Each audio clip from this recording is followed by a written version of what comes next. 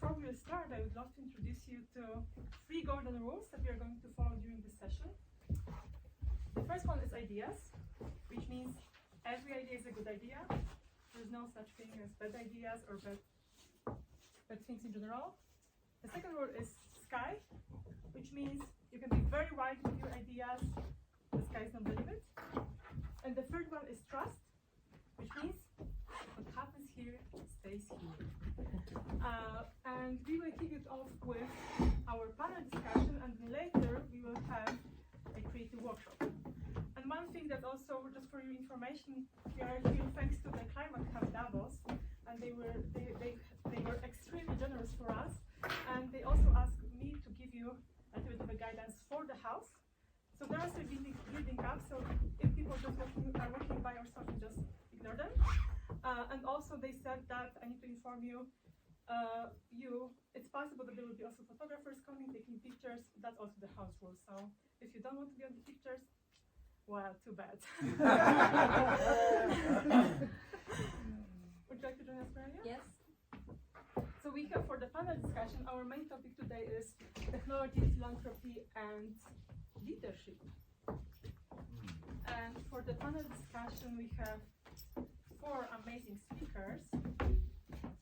We have all the speakers are actually sitting on the beautiful chairs. We have Cornelia, we have Danielle, we have Gino, and we have Gabrielle. And all of them, thankfully, are experts in completely different fields, which will give us different perspectives on the topic of technology, philanthropy, and leadership. But maybe, because I want us also to play around a little bit, we'll kick it off a little bit differently. So as you can see, you also have the post-its. And if you don't have a pen, I can give you, just check if it's working. Very perfect. Maybe it's easier together. I have one. Okay, perfect. Just check if they're working. Thanks. I'll take this first.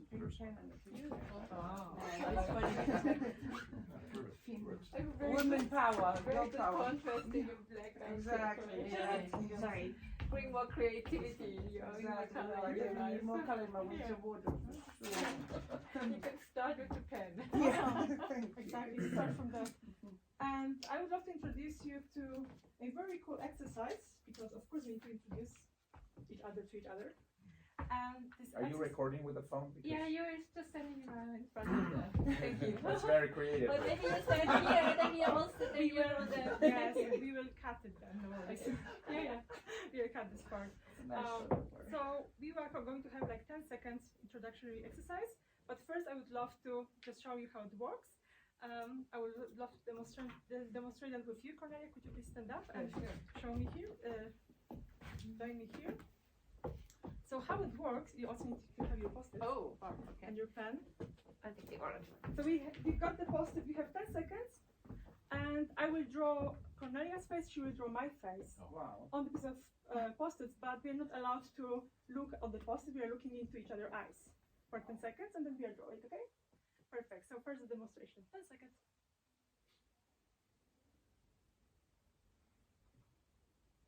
Are you allowed to blink? All right, the time is up. And now, Cornelia, I would love to ask you to write, what do you think is my superpower? And I will write, what is your superpower, okay? Okay. Okay, right, Cornelia, I got this one gift for you. That's you. That's Cornelia. This is Iwona. And Cornelia, your superpower is energy. And your superpower is, surprise, creativity. Beautiful. Thank you. So I would love to invite you all just to stand up, find your partner. Yes. My drawing is Great drawing. Are you That's ready? All right. All right, when we start. Okay, great. Okay, great. Yes, here we are. 3, 2, 1, start. No, that's Ah. This is impossible. That's a nice smile. Good. I'm trying not to cheat. Don't go where the eyes are. 10 seconds. Awesome. Time is up. Okay. And now please write down the superpower of this person.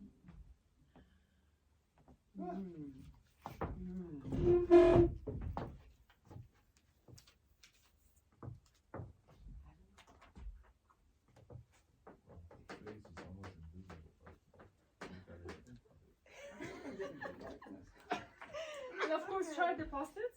Can I now share? Okay. Of course, you can All share the right. post-its. Oh, look, this is there you go. I think I can Ah. actually Has something That's better than I thought. Picasso asked. Powerful. Cool. Wonderful. Okay. Wonderful. He's here. Please What's write that? down your name. Okay, this is you. Presidents. Yes. Okay. Great. Please write down your name on your Okay, post-it with good. your portrait. Like it. Beautiful. And just Yeah. put it This here. is so On this is our actually you, Okay. and your superpowers you can understand the language of wind, of the wind. Oh, Yeah. okay. Interesting. Yeah. Should enjoying it. It's kind of fun. Dan, it took you that moment. Yes. Yes. Because it's like I had to figure that out. Yeah. No one ever has. No. Brand new. No. Yeah. So you need to write our name on this. Your name on this, yeah, on your portrait, yeah. I like this picture though. This is Yeah, I like the picture too. the bottom of the nose. But that's totally okay. The pictures are great. Beautiful. Thank you so much. Sorry. Wow. For Much joining me. better, right? Yes, all of them are beautiful. And you have a new thing to frame. Yes. I think someone just joined us over there. Wow. No, he Some decided great not work. to join us. Yes. Yes, beautiful. Oh, okay. Yeah. All right. And right now, I would love to invite you. As you can see, we have a wonderful Picasso gallery, Perfect. and the exercise is actually Picasso challenge. That's how we call it. And I would love to ask you to introduce yourself, your name, and what your superpower. Here you are, Gary. Sure. My name is Gary. My superpower is I'm really good at doing nothing all the time. Everyone else does everything. What's the superpower that you discovered today? Of myself? Yes. Friendliness. Wonderful. What's your Hello, my name is Danielle, and my superpower is sweet smile. oh? It is true. Get them every time.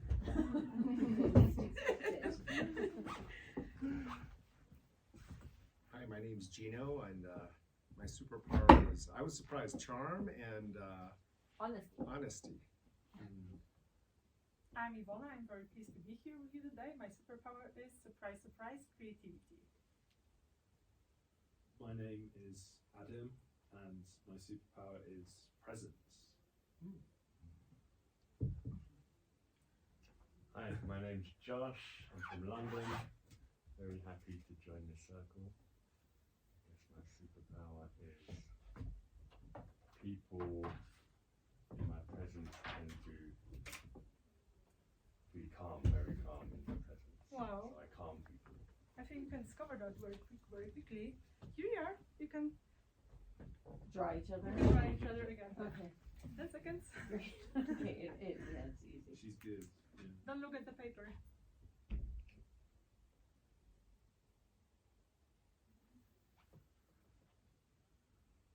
Awesome. It'll be worth millions in a couple of years, right? Yes.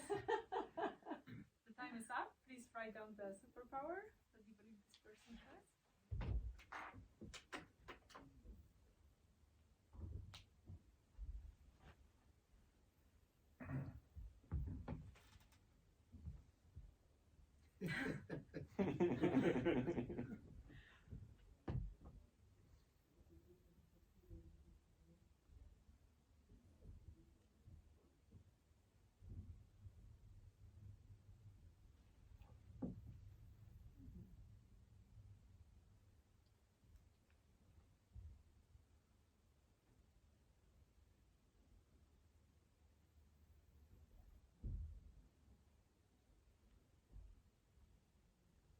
Beautiful.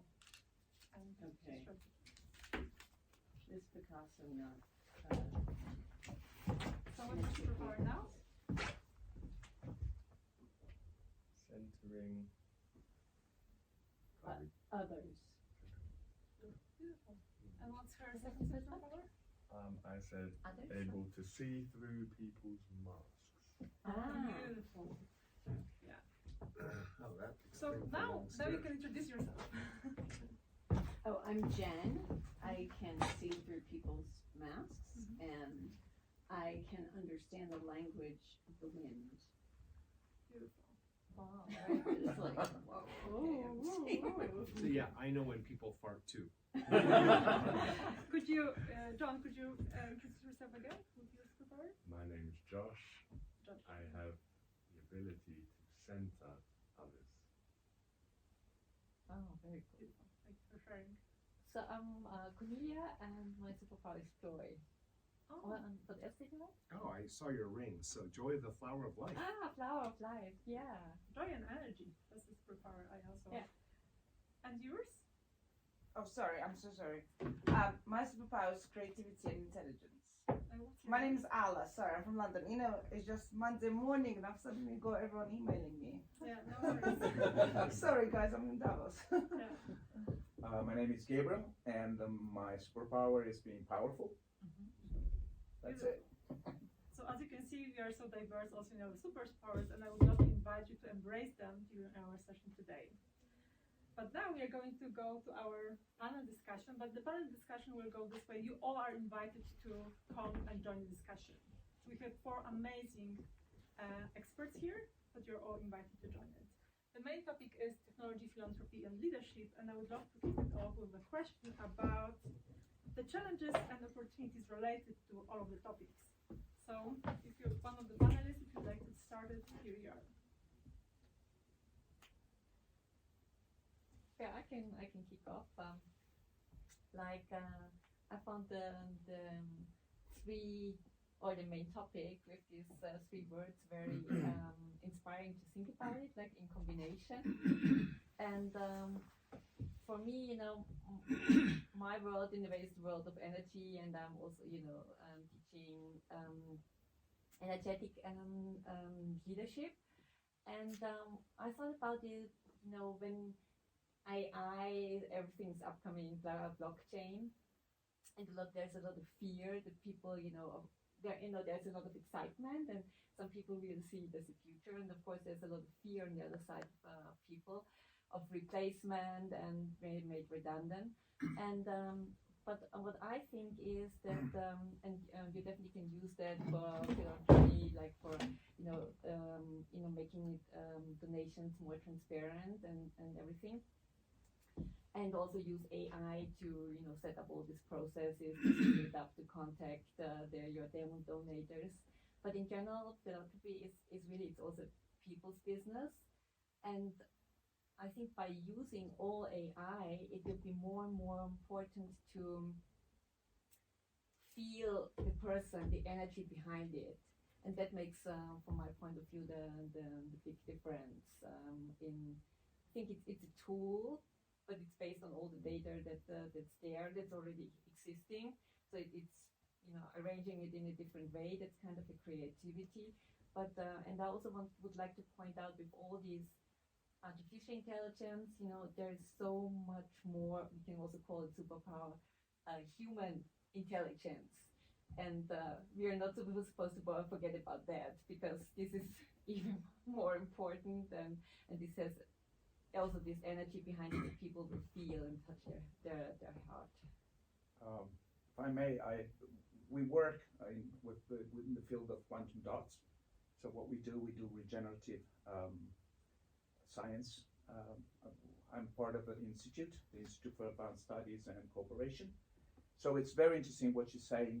We of course we use artificial intelligence, but we've been using artificial intelligence for the last 50 years in many different ways. But behind it, there is the human creativity, and human creativity is what we want to foster. And before that, this year was very interesting. The Davos showed a video about the microbiome, because you see, we are as a collective human.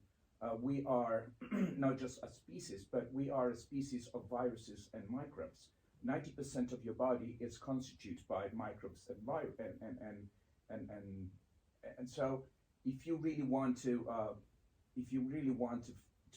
be creative, if you really want to be powerful in life, you have to take care of that side of you. It's not just you. You just, you shouldn't be just the king of, the despotic king of your body, but you should understand where your body is going and what to do with all this microbiome that is inside you, but it's also around you. And it's also that connects to the fact that the food we're eating right now, it's depleted of any, really substance. So, technology is great, it's fantastic, but if we don't take care of our body first, technology is just going to be, it's just it's just a media. It's like what we do with quantum dots. We take the information of any molecule, so we can take, for instance, let's make it very easy, we take it from aspirin, from vitamin C. So we can take vitamin C, the information of vitamin C, and we can, transfer it inside your body without the media, without the actual physical state of the vitamin C. So this opens up, a whole different idea about, how we interact with the universe and how we interact with each other. And I think, so technology has many different aspects. And in regarding of this panel, I think, philanthropy, it's my way of living. It's not just something that I will do on the side.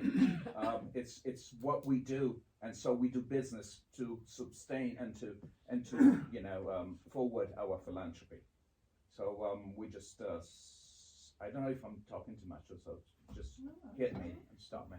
But so another thing we're doing, we just launched a project that is called Hit Malaria through our technology, through quantum dots, and particularly through HIT technology, which is holographic information transfer technology. What we can do is we can kill one of the three malaria viruses. So 100% in 1 week you get cured. So now we are putting together, more funds and more energy to be able to go and cure the other two strands. But I think it's quite remarkable if you think that, there are big foundations that have tried for many years with lots of millions, and we're just we're just a small institute. But this is what its creativity is also stepping outside and going and putting somebody else's hat and trying to understand what else can we do. Artificial intelligence is great, but I think it all comes down to what we have inside and our drive and our goals. Exactly, there are many opportunities, right? Right. To all Totally. of them. Absolutely. Thank you. And yeah, I think you want to share. No, I'll let you ask the next question. Yeah, so the question is about opportunities and challenges related to the combination of technology, leadership, and philanthropy. Would you like to share your thoughts on that? Yeah, I think Cornelia mentioned something really important. There's people who have a lot of fear of technology, especially if you're from already like a marginalized community. You kind of feel like, these things are happening elsewhere and you don't understand what's happening. So you have a lot of fear. And I have a lot of people who have said to me, like, I don't believe in AI. And I was like, there's no such thing as you not believing in AI. Like, I'm sorry to tell you, it's something that's here. Like, I don't believe in blockchain. It's like, these are technology. So I think it is for people who do have a firm understanding to kind of really educate and promote, communities utilizing this technology and at least understanding it. And that way they can use it for creativity. They can use it for, I guess, for good, for the betterment of their communities. But I think there is a lot of fear because people don't quite understand. Which means the first step should be to raise awareness about the importance and the possibilities that technologies bring with themselves. Yeah, there's a lot of opportunities and a lot of people don't see it because of the fear. Mm-hmm. So maybe addressing the fear would be the first point. Yeah. I guess I'll say a few words. I'm based in Hong Kong. I do research in consciousness. We have a model of personal development that's consistent with Western science, the theistic traditions, and Eastern philosophy. And related to the three words of technology, philanthropy, and leadership, the first word, technology, actually, I don't know if you're familiar, the ancient Greeks who invented Western science and philosophy, back when science, philosophy, and spirituality were essentially the same thing, were very careful to distinguish between physis, which are things that happen in nature, and techne, that have gone through the filter of the mind. So if a star in the heavens went supernova, the ancient Greeks would say that was phusis, versus literally everything that we see here came from somebody's mind. If you think of the material world, and you think of everyone that's ever existed before us, the material world, it's kind of like Minecraft. It's like the video game Minecraft. Everything that's here was created by the people before us.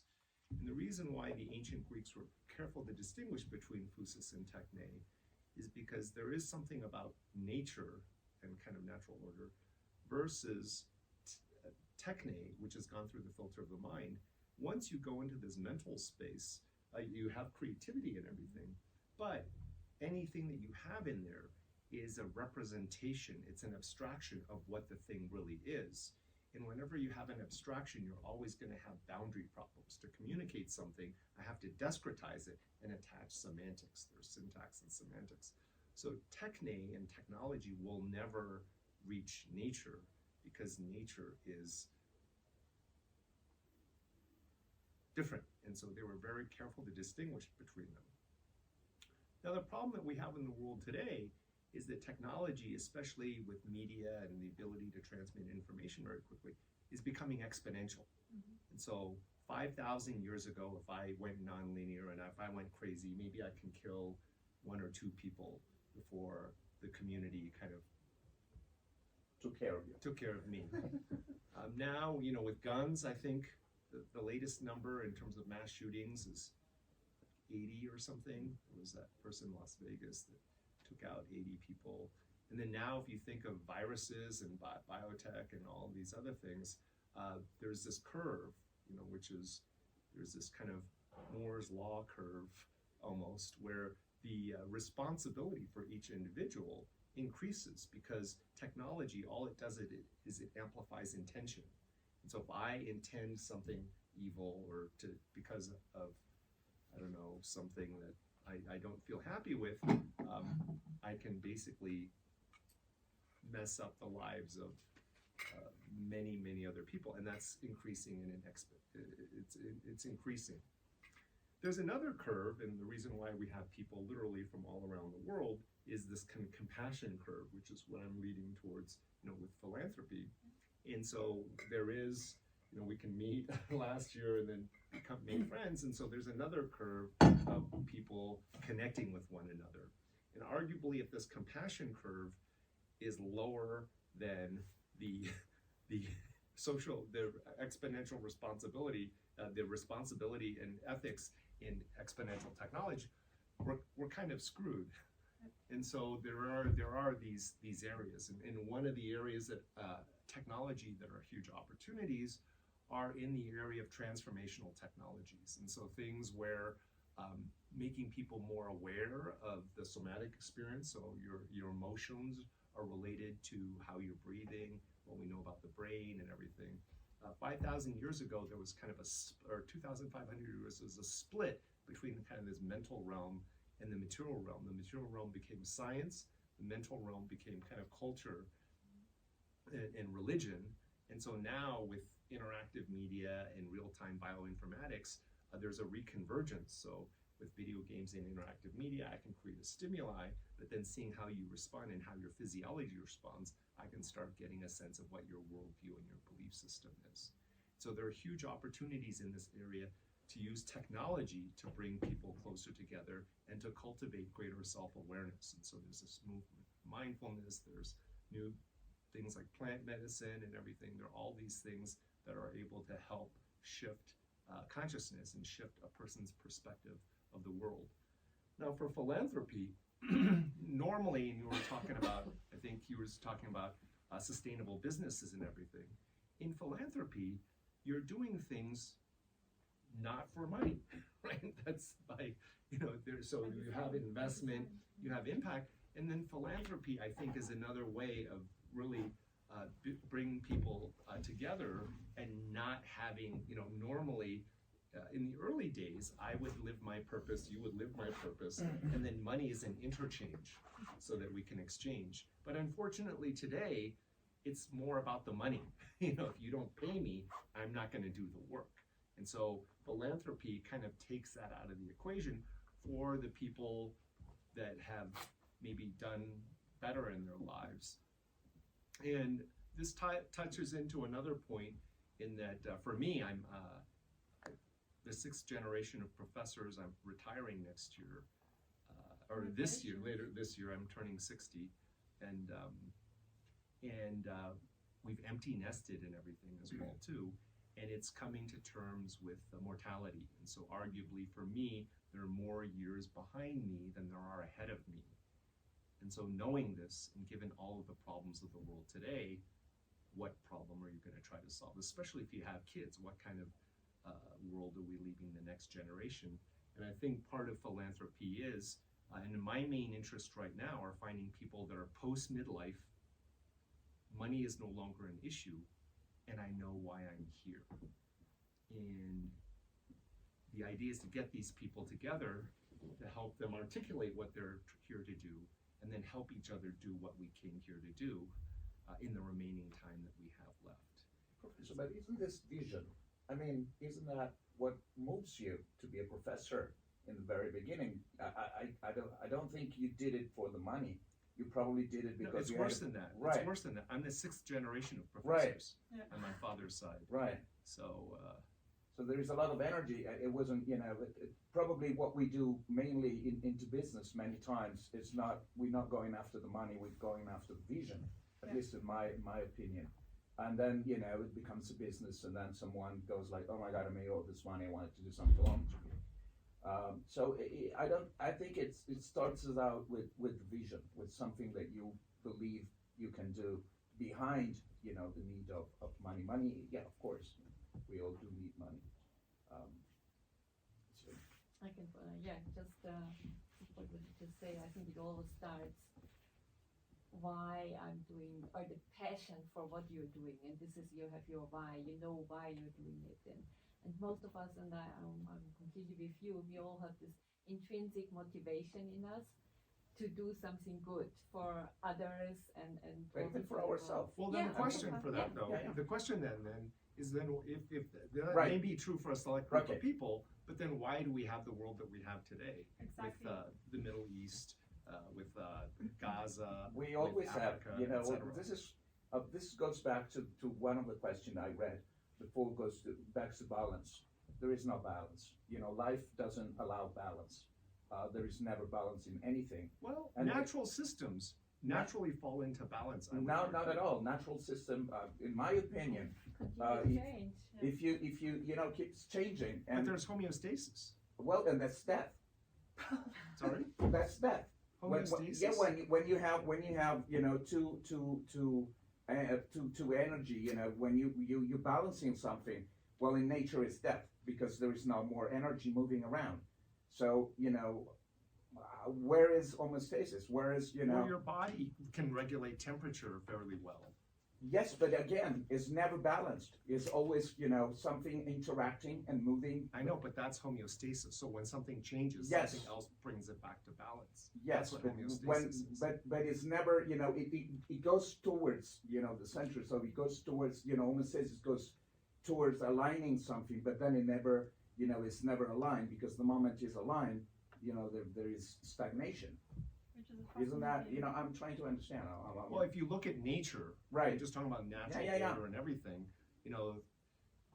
right now there's a lot of stuff going on in this class of water in relation to the environment, and it always works towards some kind of equilibrium. Yes, but it never reaches. It never reaches equilibrium, because if it does, everything stops, and so it's stagnation. Even in the evolutionary algorithm, it's, there is a part that it's unpredictable, and it's disequilibrium. Well, if we're talking about entropy right now. Right. Yeah, entropy. With entropy, it's. But there is something that's keeping your physical form together. Absolutely, but it's not equilibrium. It's, different forces coming together. Well, for that, it's homeostasis. Yeah, but, I agree on homeostasis, but it was just, my idea is that we never have stagnation, we never have, equilibrium. If I put a warm glass of water into a cold glass of water. So we'll tend to. Right, yeah, and that's what, through homeostasis, no one has to think about we'll balance anything or it, do anything about that. Yeah. Which is a fascinating concept, because it means there's no balance. but how can we make sure that we balance our lives and all of the effort that we have also in technology, leadership, philanthropy? Well, my point around that was that our thoughts and our belief systems are out of balance with nature. So your idea is that we need to balance ourselves with the nature and then co-create with the nature. Something like that. I think it doesn't need to, I agree, I think it doesn't need to be in balance because I think we are living in a world of polarities, right? And so there's always like day, night, good, bad, whatever, you know, and it's always, and you're moving between these ranges. And I think it's, as you're saying, you know, when you're too far in the one side, then you get the need to get back to the other side. It's like a pendulum. But you will never reach that it kind of really stops right in the center. Well, when we Well, walk, I would argue. Sorry. Go ahead. No, Sorry. When we're walking, we lose balance. You know, every step we take, we lose balance, but we don't lose vision. So we keep on track. We keep on, you know, on knowing where we're heading to, but we do lose balance every step we take. Well, where does the vision come from? Can Well, I join in the conversation? Yes, I'm just really fascinating to be here, and you know, I'm actually quite shy usually about talking, but such an interesting concept that I thought I'll talk. So just tell you briefly, I'm an entrepreneur. I have a food business, set it up 18 years ago now, and just a couple of years ago, actually, we set up an initiative called Future Female Entrepreneur, where we are helping inspire the next generation, and we're doing mentoring, networking, and it's really fascinating. So that really goes, and I've just literally found my passion, because selling food products, you know, yeah, okay, great, then it pays the bills, but I find like my calling in life to do this, you know, female empowerment, and that's why I'm really happy to be here. So many different conversations going on this week that I'm, you know, looking forward to joining in, and these women who are, you know, they're empowering one lady's doing 5 million women in France, another lady's empowering 1 million women in Africa, and I'm like trying to empower like a few hundred here and there, but I'd like to obviously learn how to do more, and I think that's where the technology comes in, and also your point about balance, like there is no balance. I'm a single mom, I have 2 kids, one is 5, one is 15, I'm here in Davos, it's like there is no balance, and I don't even strive for balance now. One day I'm a good mom, next day I'm a good businesswoman, hopefully, you know. So yeah. Balance can be whatever you want it to be. Well, balance, I think the traditional understanding of balance is having a balanced life. But the more women I speak to, like, you know, especially successful, busy women, we don't have balance in our lives. They're, you know, the historic meaning of it. It's meaning. It's meaning like we have this work-life balance, right? Yeah, but that's, you know, yeah. But if you're intrinsically, you know, doing things that you really enjoy, then it's kind of, yeah, you're just in that moment, and you're a mom, and then you're there, but you're always there, and you still have your vision, and for me, it's like what you're saying, and we also spoke about it before, is like if you really have something that is driving you, your vision, then you're kind of intrinsically generating your own energy. It's kind of this spiritual energy, because energy is not only physical energy, you have different levels of energy, and this is the most powerful one, because it keeps you going, and you're generating so much energy out of that, what you're doing, of the impact what you're doing.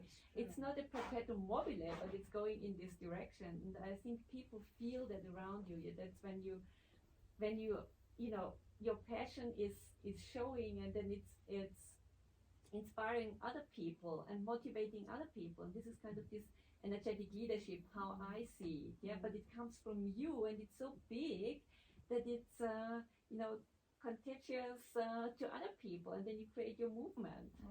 Yeah, that's Which true. means, actually, to summarize that part, is that each of us, you know, everyone should just live their purpose in a way, their mission, and then just go to the world with their strong why and strong reasons why they do what they are doing, and then this way they can create this butterfly effect, the circle effect for the world, and then influence much more. By the way, thank you for your impact and for mentoring so many wonderful women all around. I think that would be kind of the bottom line of everything. And balance, as we know, just doesn't exist. We just shouldn't kid ourselves that it does. We should just make sure that we live our core values, and we live our core vision, and then go to the world with that. I feel that balance does exist. I also believe it exists. Well, maybe for some people, you know, but we're all different. It can't be. I would say you can define balance for yourself. Cause I'm also a mom. I have two girls, and I don't think ever that I'm a bad mom because I'm working hard. Because they see me working hard, and they see that as an example. And I think you have to define what being a good mom is. Don't let society tell you, well, you're a bad mom because you're here at Davos. Like, that's for you to decide. It's true. No, I don't think I'm a bad mom. No, I know. I'm just saying, like, as a joke. But on the other hand, she is missing me. Of course, my daughter's missing me for the whole week. But she's also seeing you as an example of a strong, independent woman who is working really hard and having an amazing passion and goals. So I might have something to add that sort of bridges this. My work, my organization is called the Grandmother Collective, and we look at the power of older women in different ways. We've done research, we've gathered organizations around the world that work with grandmothers in particular because they've been embedded in the family context. They've also seen their communities, they have a lot of perspective on lives, and they have certain gifts that develop over the course of a life. Men do too, perhaps, but for past 1,000 years, there's been a little, oversight in looking at women and women's possibilities and powers. Anyways, we do all this work, and we focus on the leadership qualities that older women bring through the course of their lives, and we focus on this is all like nonprofit work, so we focus on what they give to societies and communities, and to larger extent, we're focused on putting that back into communities. A lot of places around the world, the role of a female elder has been lost, and so there's this sort of seek of equilibrium.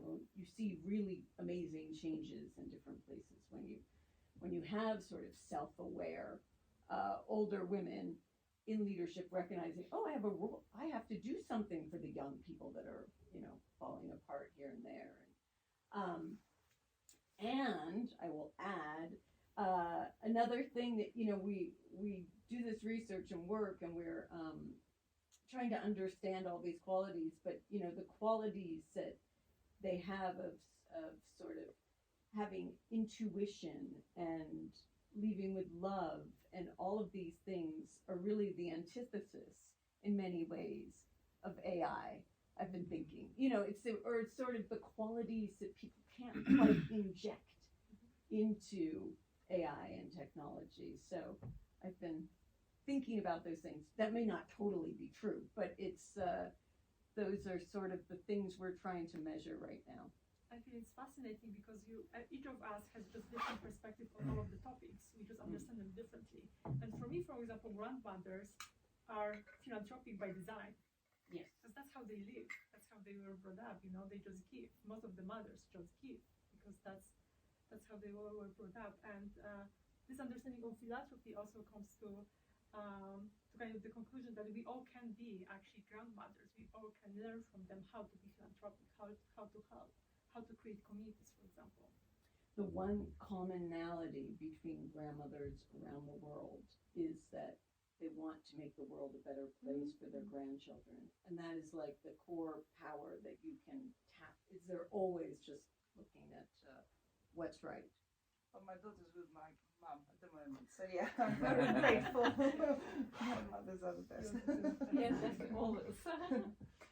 No, just in terms of the whole balance thing, alluding to what you mentioned as well too, is in the area of consciousness, the area that I'm in, that kind of spans the metaphysics as well too, is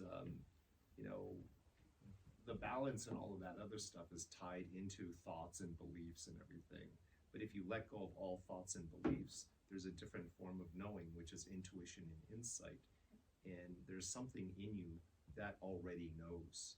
And so if you then connect to that part of you that already knows, then it's a lot easier to live from balance. And that a lot of that comes from a lived experience where you've kind of pushed really hard.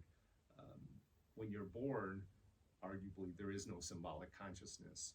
And this whole mental reality that you have is encultured into you. Your parents lay their conditioning on the education system, society lay their conditioning on you, so that you can, in a sense, catch up to consensus reality. And that's been true through the millennium. You know, your grandparents, great-great-grandparents, they were born, there was no symbolic consciousness, they had to catch up to consensus reality, and then they had to do what they did in relation to nature and society and the way it was. And so there's a process of enculturation of each generation to catch up to consensus reality. But then you have to let that go and connect to and find that part of you that already knows, that traces itself back to the first person that became self-aware. And that natural intelligence is the same underlying natural intelligence that's underpinning the metaphysics of how and why things play out as they do. And so once you can connect with that and then live from that, your whole relationship with reality changes. You go not from a causal approach, but you go into more of a mystical approach towards living, of looking at things in a non-causal, emergent way. And then rather than the beliefs, more importantly, are the underlying emotions inspiring your action. And then somatically, in an integrated way, fear, need, and desire feel very different from joy, gratitude, and wonder. Absolutely, which actually brought us to the point that self-leadership is kind of the most important tool that you can develop for yourself. Professor, have you worked in that field of expanding consciousness? That's my main area. Okay, that's fantastic, because we did a lot of research also with LSD and a lot of, you know. I specialize, I do work in that area. We've got some people, some staying with us too, but I specialize in a situation called a spiritual emergency, or an awakening experience, or a near-death experience. For these people, they kind of flatline, and then they come back, and then their whole, and then related to creativity and esoteric stuff, I'll just share with you, after Davos, if you're interested, there's this crazy physicist guy who's not really well, named Nassim Harriman, and we're visiting his lab in the south of France, near Geneva after this. Fascinating. But we have another person that I know who was a Y Combinator exit, and he was in a relationship with a narcissist, and then was persuaded through his grieving to smoke DMT.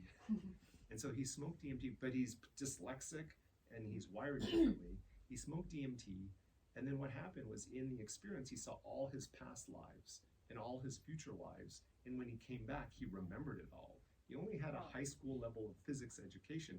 All of a sudden, he knew quantum mechanics and everything, and then he invented the mathematics to show that warp drive is possible, and then created all of this stuff. He's got like 30 scientists and physicists, mathematicians, including the dean at Harvard in physics. And What's his name? His name is Gianni Martire. Okay. He's a good friend of mine. I'm an advisor to his company as well too.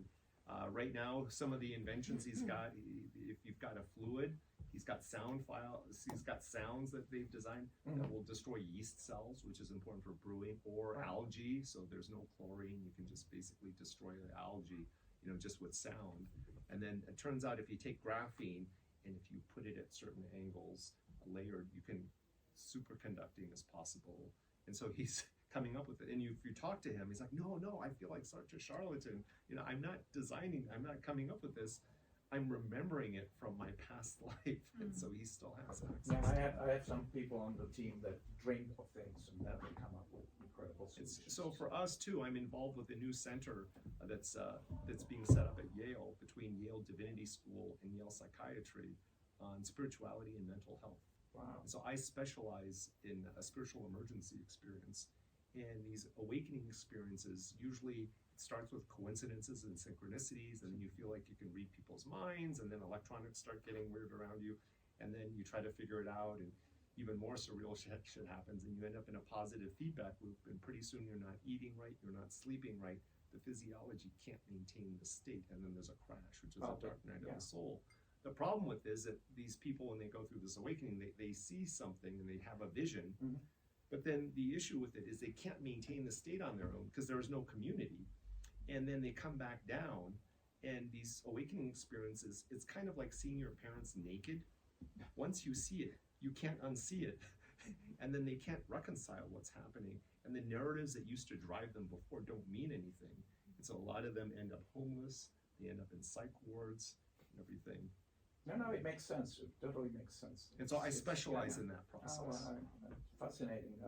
We took it a little bit differently, through special forces when you have to synchronize people, and so that's a big issue when you have 6 people that have to move together, and the only, one of the ways that is achieved is, doing conscious expansion. Beautiful. I would love to wrap it up, and I'm sure we can have a separate panel discussion on the topic of spirituality and awakening, but maybe not today. If our speakers would like to add like the last statements right now, the time is yours. I'll just add one point. So leadership before was like inspiring people, but I think now, especially with VUCA and everything, it's really, more like what he's about, is about holding the space. Yeah, doing And holding nothing. the space and then holding the space and supporting the people that are working with you. And related to that, what we found is within an organization, the success of a startup company or a large corporation correlates to the level of consciousness of the entrepreneur or the management team. And what I mean by their level of consciousness is their ability to maintain presence. Can you be still grounded, connected to this intuition, while the shit is hitting the fan all around you? And the better you're able to do that, the better you're going to treat your employees, your customers, your investors, and the better your organization will be able to respond to changing market conditions.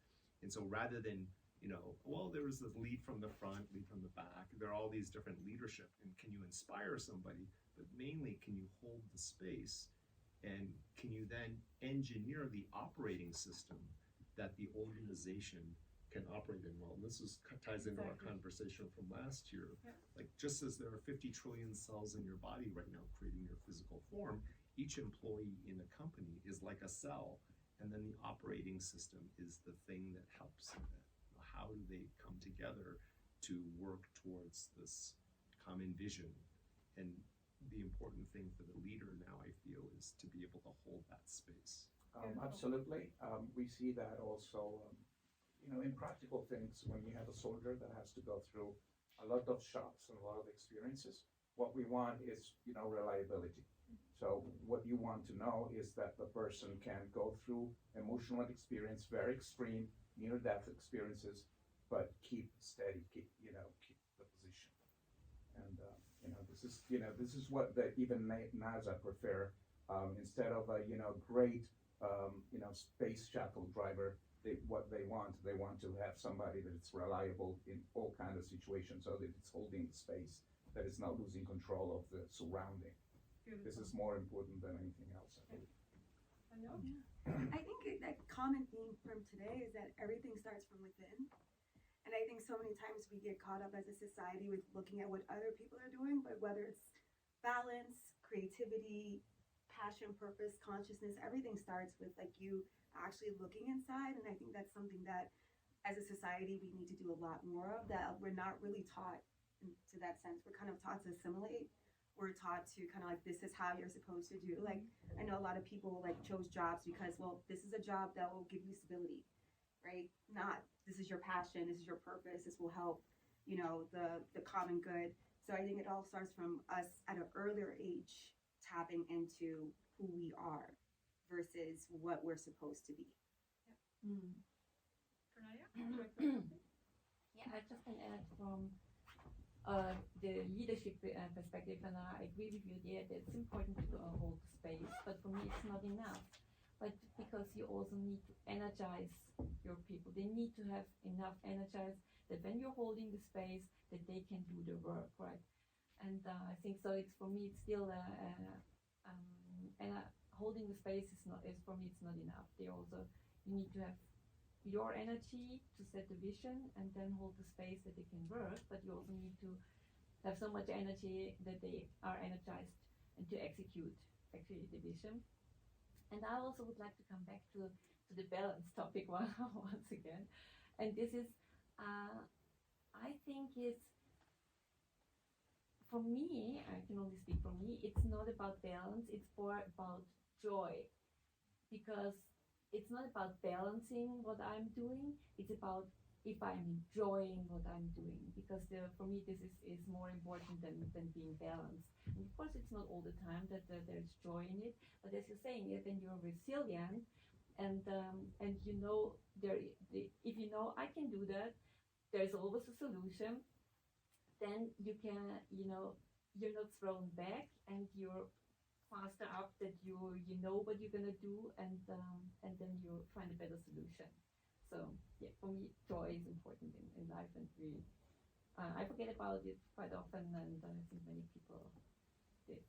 Yeah, wonderful. Thank you so much for joining us for this panel. As you can see, we have so many different perspectives on all of the topics that you mentioned today.